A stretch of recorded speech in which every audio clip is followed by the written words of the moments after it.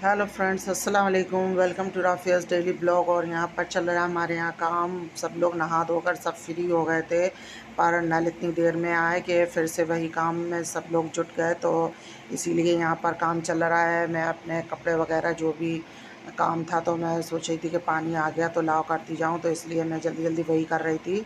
और आज मेरी मम्मी घर पर आई थी काफ़ी दिन के बाद, तो वो भी मतलब कहते नहीं है, बच्चों की परेशानी देख कर तो माँ चाहे जितनी भी तकलीफ़ में हो, बच्चों को पहले देखती हैं। तो बस कुछ इसी तरह का मेरी मम्मी का हाल है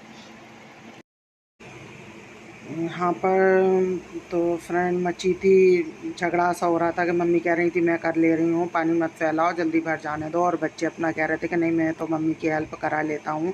तो दोनों लोग बस इसी बात पे बहस भी होती जा रही थी। तो मतलब इन्जॉय भी होता जाता है, इस तरीके का घर में होता तो मुझे तो अच्छा लगता है इस तरीके से।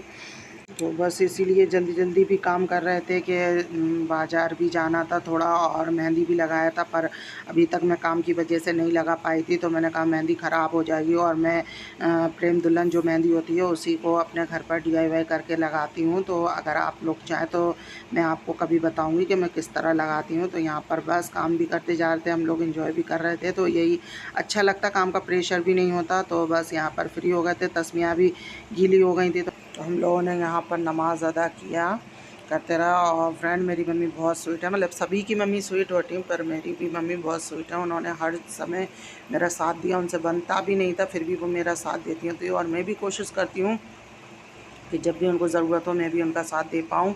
बट कहते नहीं है, माँ के आगे बच्चों का जो मोहब्बत होती है वो फीकी पड़ ही जाती है। तो मैं कितना भी सोचूं, पर मैं उनके लिए वो नहीं कर पाती जो वो मेरे लिए कर देती हैं। तो मुझे बहुत अच्छा लगता है ऐसे कभी वो, मतलब छोटी सी भी हेल्प, छोटी या बड़ी नहीं कहलाती, हेल्प हेल्प होती है। तो मम्मी मेरी बहुत हेल्प करती हैं, तो मुझे बहुत अच्छा लगता है। तो बस यहाँ पर हम लोग नमाज़ पढ़ रहे थे कि जल्दी फ़ारिग भी होना था, क्योंकि मार्केट भी जाना था।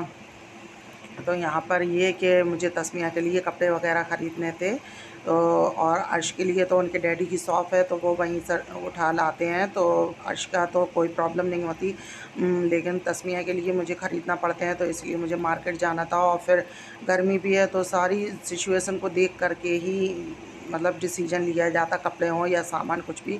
तो बस वही सोच कर के मैं सोच रही थी। तो बस फ्रेंड यहाँ पर मैं फ्री हो गई, और मम्मी भी जाने की बात कर रही थी, क्योंकि मेरी एक बहन विकलांग है, तो बस उनको देखना पड़ता। और भाभियाँ वगैरह इतना इतना क्या मतलब है, वो बिल्कुल नहीं देखती, क्योंकि 1 दिन और 2 दिन, मतलब 1 साल से मेरी बहन की बिल्कुल हाथ पैर रह गए ना, तो इसीलिए मम्मी ही सब कुछ करती हैं। अब हम लोग भी हैं तो कहाँ तक करेंगे, ज़िम्मेदारी भी हम लोगों के पास, तो इसीलिए बन के हम लोग भी नहीं कुछ कर पाते, तो कोई जा भी नहीं पाता, और बच्चों की भी तो समय भी नहीं मिलता।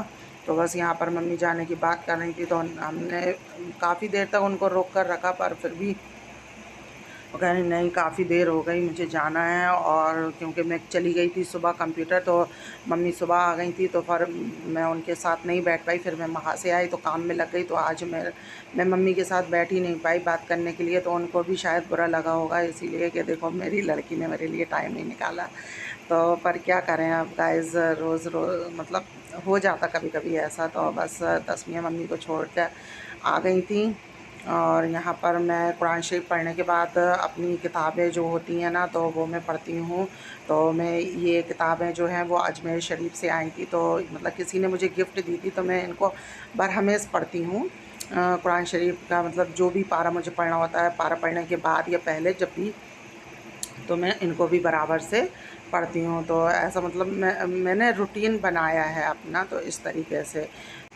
फ्रेंड यहाँ पर खाना वगैरह तो हम लोगों ने खा ही लिया था, मम्मी हम सब लोगों ने बैठ कर के। पर अब यही कि मम्मी से थोड़ी इतने दिनों के बाद आई और कोई बात नहीं हो पाई, तो मुझे बुरा भी बहुत लग रहा था। पर क्या करूँ, आज ही मतलब कभी-कभी इतना टाइम, ऐसा दिन आ जाता है कि हमें टाइम नहीं मिलता। और मतलब माँ का दिल भी बहुत ज़्यादा वैसा नॉर्मल सा होता, तो मैं समझ सकती हूँ। तो बस जब से मैं माँ बनी हूँ, मैं अपनी मम्मी की पूरी फीलिंग्स को और अच्छे से समझती हूँ। पर क्या करूँ, अब आज बात नहीं हो पाई थी, पर मैंने कहा था आप कल आइएगा, तो अब देखो गाइस कल आती मम्मी या नहीं आती। तो मतलब मुझे भी बहुत अच्छा लगता, क्योंकि मैं अकेली रहती हूँ, तो और बच्चे भी पढ़ाई में काम में, तो मैं उनके साथ बैठ जाती, थोड़ा लड़े आने लगती, तो मुझे भी बहुत अच्छा लगता।